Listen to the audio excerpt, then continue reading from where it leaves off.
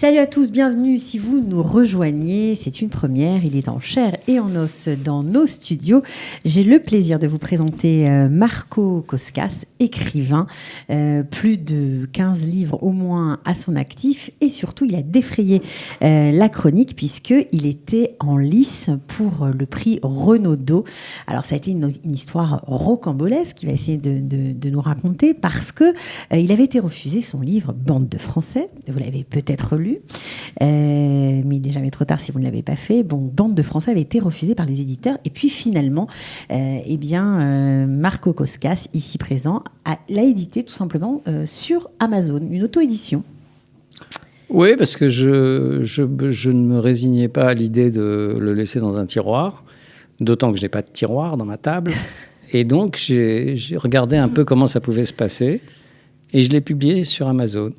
Alors, vous l'avez publié sur Amazon et là, ça a été la grosse surprise de la rentrée littéraire, on va bien dire ça comme ça, puisque vous avez été sélectionné, alors que les éditeurs qui en général, c'est un peu eux qui font la pluie et le beau temps pour ce genre de prix prestigieux, eh bien vous avez été sélectionné pour obtenir le prix Renaudot. Bon, après, ça ne s'est pas poursuivi malheureusement. Ça ne s'est pas poursuivi parce que c'est ce qui a déclenché une tempête à la fois médiatique et corporatiste, vu que comme le livre n'est pas diffusé en librairie, mais qu'on ne peut que le commander sur Amazon, les libraires sont rentrés dans la danse et alors à la fois ils m'ont dénoncé, ils ont menacé les jurés du Renaudot, ils ont pleuré, ils se sont plaints. Et finalement, ils ont obtenu gain de cause puisque j'ai sauté de la deuxième sélection, j'ai disparu de la deuxième sélection. Mais bon, c'est pas bien grave. Comment vous l'avez appris que vous n'étiez plus dans la course ? C'est officiel, c'est l'AFP. Enfin, ça apparaît dans les... D'ailleurs, je l'ai appris. Un coup de fil personnel ou pas ? Non, c'était assez marrant parce que je l'ai appris par mon ex-femme qui a vu sur Facebook, sur le mur d'une libraire, l'inscription suivante: le livre publié sur Amazon a sauté, bon débarras. Il y a vraiment, on sent vraiment, comment dire, un problème dans cette corporation que sont les libraires, les éditeurs. On sent qu'il y a nous, on a l'impression, pauvres lecteurs, que ce sont des choses tout à fait évidentes, normales, mais là, on se rend compte qu'il y a des choses qui nous dépassent, qui sont un peu en jeu. C'est une profession, c'est un métier qui est menacé. Le métier de libraire, c'est vrai. Mais c'est le modèle économique du livre qui est en cause. Parce que les libraires passent leur temps à ouvrir et à fermer des paquets, des colis de livres. Je ne sais pas si vous avez remarqué, par exemple, à la rentrée, on dit on a publié 650 nouveaux romans. Mais qui c'est qui va lire 650 nouveaux romans ? Personne, évidemment. Donc, ils sont faits pour quoi, ces livres ? Certainement pas pour être lus.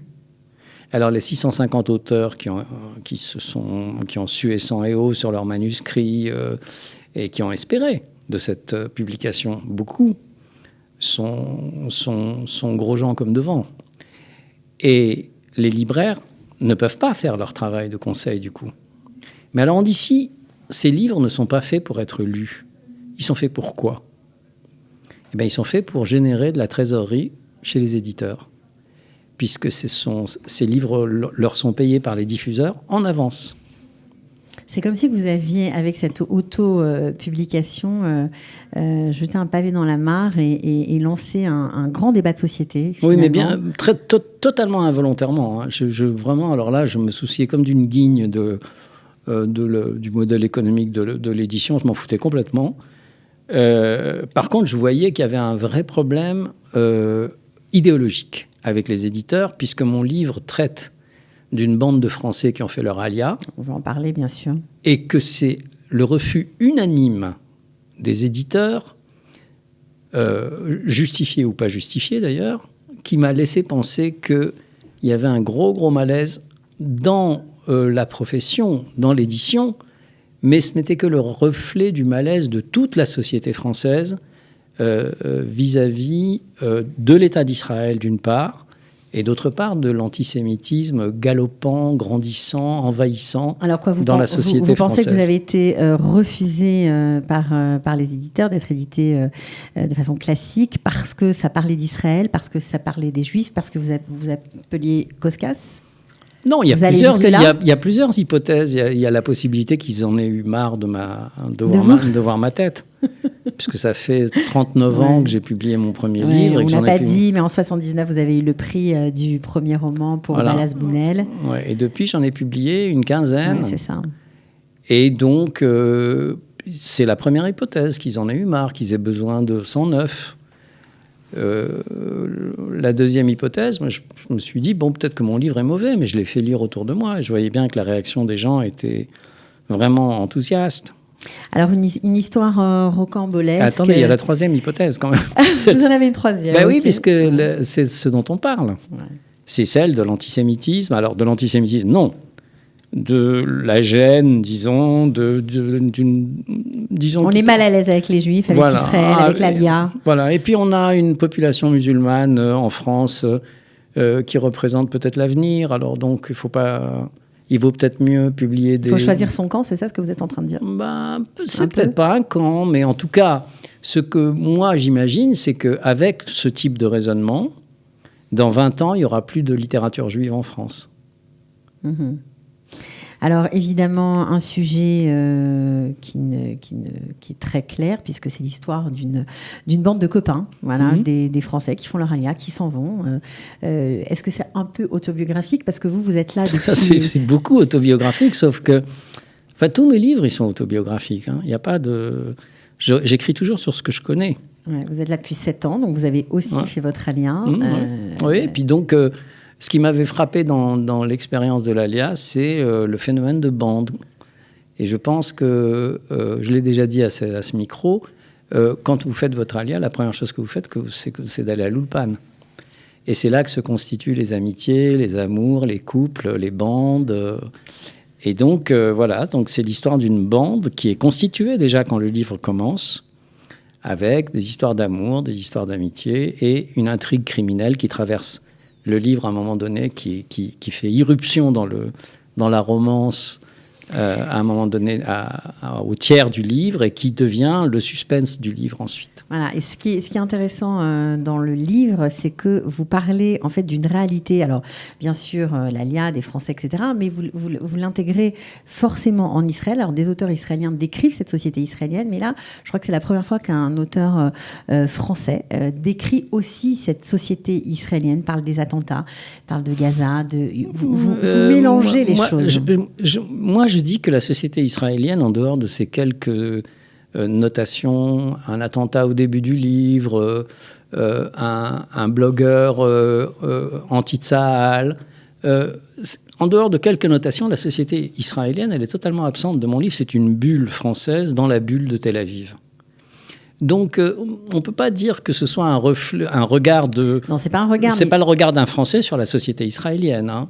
C'est vraiment l'histoire d'une autarcie, d'une société, d'une micro-société, d'un microcosme même, à l'intérieur de la société israélienne. Alors certains ont reconnu, dans le monde francophone évidemment, puisqu'on parle d'autarcie, de bulles, de bandes, eh bien certains ont reconnu des personnages des réels, des francophones existant ici. Vous nous avez dit que c'était autobiographique, donc vous êtes forcément inspiré de vos proches. Ah oui, moi je m'inspire toujours de mes proches. J'ai écrit un livre sur mon père, un livre sur ma mère, un livre sur mon fils. Et là, c'est un livre sur mes copains. Ils se sont reconnus ? Oui, bien sûr, ils se sont reconnus, bien sûr, puisque je leur lisais au fur et à mesure, de toute façon, que j'écrivais le livre. Alors donc il n'y a pas de problème pour se reconnaître. Mais c'est surtout que moi, j'ai besoin de partir d'une base connue, quelque chose que je connais très très bien, pour pouvoir inventer. Alors tout le reste est complètement inventé. L'aspect romanesque, l'attentat du début, tout ça est complètement inventé, n'a jamais eu lieu. Les personnages sont inspirés de personnages réels, par contre. Est-ce que ça vous a aidé à vous intégrer ici, ou en tout cas à mieux vivre en Israël, d'écrire ce livre, d'être plongé avec vos... Avant même d'habiter en Israël, je suis quelqu'un de très, très inspiré par Israël. Okay. Le livre que j'avais écrit sur mon fils, se passait en partie en Israël, puisque c'était le journal de nos conflits, lui étant devenu très religieux et moi étant plutôt pas du tout religieux. Lui étant en Israël et vous pas encore.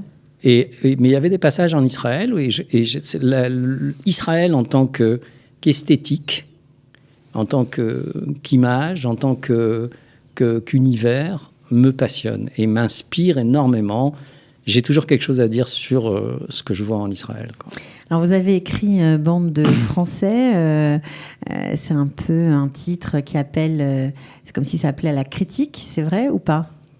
Ah non, il n'y a aucune critique. Pas de critique? Bande de Français, ça veut dire... Parce que je joue sur l'expression bande de cons, des trucs comme ça, mais c'est... C'est ça. Pardon. C'est ce qu'on sous-entend. Non, non, parce que ce qui est important pour moi, c'est l'esprit de bande. Okay. C'est pas la connotation bande de quelque chose ou bande d'autre chose.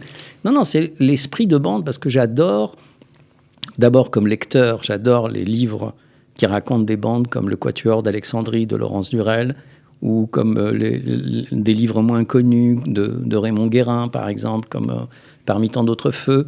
J'adore les films. Et d'ailleurs, je peux annoncer à l'avance et d'ores et déjà que ça va devenir un film. C'était la question que j'allais vous poser, puisque tout le monde s'intéresse à cet Alia de France. On a lu d'innombrables articles, on a vu des reportages. Les gens en France, en tout cas les médias, veulent savoir pourquoi les Français sont longs et qu'est-ce qu'ils font. Parfois, on aime raconter aussi des histoires d'échecs. Ils aiment beaucoup raconter que ça ne marche pas. Le Monde, Libé, tout ça. Oui, tout à fait. Oui. Ça raconte les échecs. Tout à fait, non mais c'est vrai. Mais il y a des échecs, c'est vrai. Bien sûr, et puis, de toute façon, c'est extrêmement difficile de réussir son Alia. Moi, je recommande de passer par l'agence juive parce que c'est comme ça évite de haïr l'administration israélienne. Alors que quand on passe par l'agence juive, moi, je n'ai pas eu le moindre problème administratif. Les gens qui m'entourent se sont arrachés les cheveux. Moi, non, parce que je pense que il y a un seul système pour faire son Alia et il vaut mieux passer par là. Bref, je referme cette parenthèse. Et je ne peux pas en ouvrir une autre parce que je ne me souviens plus de quoi on parlait.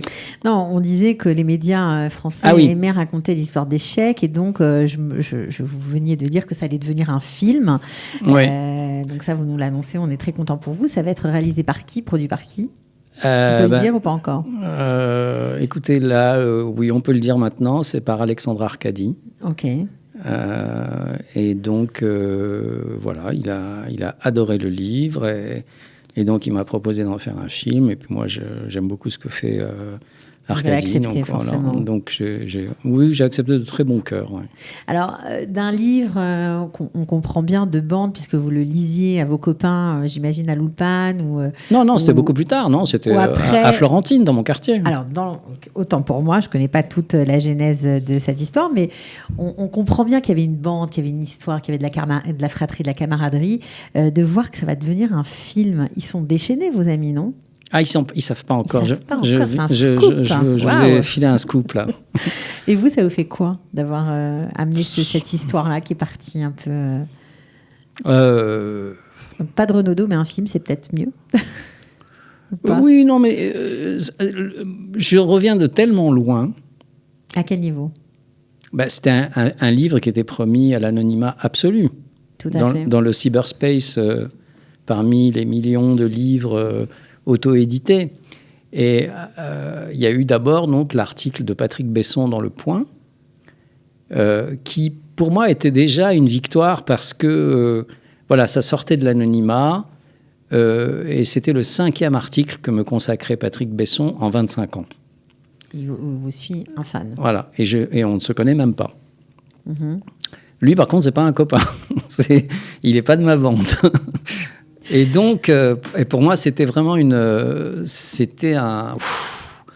un soulagement extraordinaire. Ça vous aurait suffi, comme on dit. Oui, ça m'aurait suffi, ouais, même sans que ce soit Pésard. Donc, et là-dessus, au début septembre, il y a une journaliste qui m'appelle, qui me dit « Vous êtes sur la liste du prix Renaudot ». Je tombais des nues. Bon, alors, à partir de là, il y a eu un buzz, mais inimaginable, ouais. Je crois. Et alors, pas seulement en France, mais ça a traversé. Et les Israéliens ont adoré cette histoire. Et j'ai eu droit même à la une, à la couverture de Haaretz, qui est pourtant un journal. C'est un truc démentiel, quoi. Et je n'ai pas compris pourquoi ça les intéressait tellement. À ce jour, je ne comprends pas pourquoi ça les intéresse tellement. Sinon, parce que je leur ai, à travers ce livre, expliqué de quelle façon les Français percevaient réellement l'État d'Israël et les Israéliens. Et ils n'en reviennent toujours pas, je crois. C'est déjà pas mal, hein? Oui, enfin bon. Mais je crois qu'ils aimaient bien l'histoire aussi de David contre Goliath, c'est-à-dire tous les éditeurs contre moi, les libraires contre moi. Je crois que ça plaisait à tous les journalistes d'ailleurs, parce qu'il y a eu un article dans le Guardian, le journal anglais, dans plusieurs journaux anglais, portugais, espagnols, je ne sais plus quoi encore, dans toute l'Europe. J'ai vu même passer un truc dans un journal chinois. Ouais, c'est assez incroyable, quoi. C'était c'est une superbe histoire. C'est magnifique. Pour moi, c'est magnifique, mais en même temps, moi, je disais à mon fils, avant que tout ça ne se déclenche, il me disait tu fais de la communication, je sais pas quoi. Il était inquiet pour l'avenir de ce livre, et je lui disais, moi, je crois en mon étoile. Et juste à ce moment-là, je reçois sur Messenger un message de quelqu'un que je connais pas, qui me dit: je suis le fils de Patrick Besson, écrivain français. Mon père aimerait vous envoyer un mail. Pouvez-vous me donner votre adresse mail ? Et voilà, et c'est parti comme ça. Juste à ce moment-là. Comme ça. Ouais, c'est assez saisissant. Voilà, on n'a pas beaucoup parlé du livre, mais juste en gros, une histoire d'amour, un attentat, une arnaque, on va dire, avec une arnaque. On va rester comme ça, des gangsters. L'arnaque, elle est importante. Elle est importante parce que le personnage principal commet un délit, c'est une arnaque. Mais ce sont ces victimes qui se font coffrer par un procédé romanesque qui fait qu'il y a une confusion. Ce n'est pas l'arnaqueur qui se fait coffrer, mais les arnaqués. Voilà, c'est les arnaqués. Et là, il y a un problème moral énorme qui se pose au personnage et au lecteur et à l'auteur, qui est que il faut que la justice passe. C'est pas possible dans un livre que l'injustice triomphe. Donc, la problématique morale du livre, c'est ce personnage principal de Elias qui a commis une arnaque, mais ce sont ses victimes qui se font coffrer.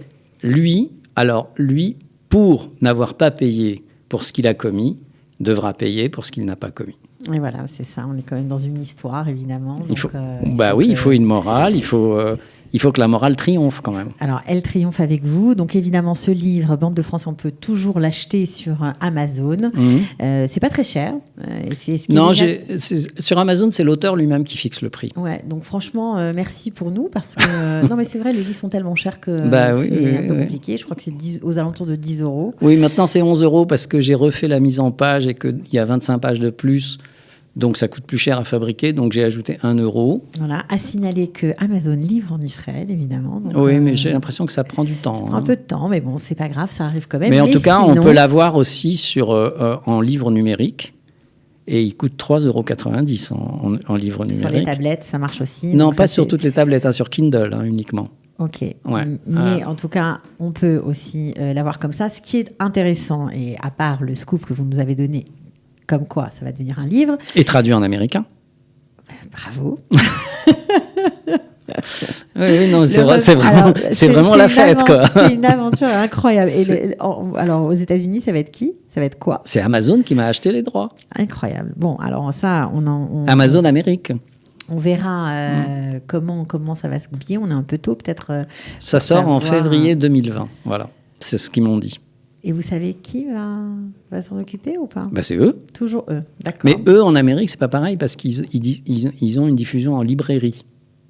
Alors justement, puisque vous en parlez, diffusion en librairie pour les États-Unis, en anglais, ce sera en 2020. Mais vous, si vous êtes français, vous attendez les livres chez le libraire, ça va venir aussi. Je crois que c'est pour dans un mois. Oui, alors Finalement, ils ont fait amende honorable. Ça aurait pu se faire avant. Hein, Là, je pense que ça... J'ai trouvé un accord avec un diffuseur qui s'appelle... je peux pas dire son nom encore, puisque c'est pas signé, mais le principe est acquis. Donc le livre va pouvoir être disponible en librairie dans un mois à peu près. Voilà, et on pourra même les En acheter, France. bien sûr, forcément, aussi dans les librairies françaises d'Israël. Je pense Oui. la librairie française de Tel Aviv et bien sûr vice-versa à Ouais. Jérusalem notamment. Une histoire incroyable après 7 ans d'Alia. C'est le cadeau de l'Alia, c'est ça ? Ouais, peut-être. Hein. Peut-être qu'il faut aimer Israël, quoi. C'est ça le secret de la réussite ? Voilà, je crois qu'il faut aimer Israël et Israël vous le rend. Bon, eh ben moi je crois que je vais finir sur cette phrase parce que je la trouve très belle. Parce que c'est très bien. Ok, en même temps, d'un auteur, c'est pas mal. Merci beaucoup, Marco Koskas, d'être venu. Merci. Ce qui est sympa, si vous avez aimé le personnage, si vous avez envie d'en savoir plus sur lui, il répond, il écrit sur Facebook. Vous pouvez rentrer en contact avec lui et vous pouvez bien sûr surtout acheter son livre. Voilà, hâte de voir cette bande de Français également au cinéma. Bon, ça c'est pas pour tout de suite. On n'a pas de date encore, j'imagine. Bah, il veut aller très vite, je sais. Ah, il va aller très vite. Bon, bah alors, c'est tout va vite avec Marco Koskas. Ah, ça a tellement traîné avant. Voilà. Il paraît que la vie commence à 50 ans. Je ne sais pas si c'est vrai, mais bon. Ah, bah, moi, j'en ai beaucoup plus. Hein, alors. Ouais, vous avez pris un peu d'avance. Voilà, j'ai pris un peu d'avance, mais j'ai vécu avant aussi. J'imagine. Merci beaucoup en tout cas, et continuez de profiter d'Israël. Voilà, Voilà, ce que je vais peux vous essayer. souhaiter. Merci. À bientôt. Au revoir. Sortez, respirez, c'est le Quality Time.